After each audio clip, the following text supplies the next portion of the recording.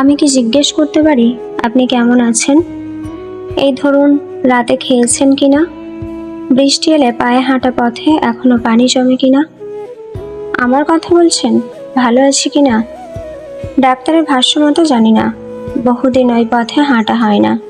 তবে আমি বলি ভালো আছি, কারণ সেবার ফেরার পরপরই আমি বাক্যটা মুখস্থ করে নিয়েছিলাম। জেনেছিলাম কেমন আছো জানতে চাইলে এর উত্তরে ভালো আছি বলতে হয়। অথচ দেখুন, ইতোপূর্বে আপনার কেমন আছো এর উত্তরে আমি ভালোবাসি বলতাম। আচ্ছা, আমাদের সম্বোধনটা ঠিক কী ছিল? তুই, তুমি নাকি আপনি?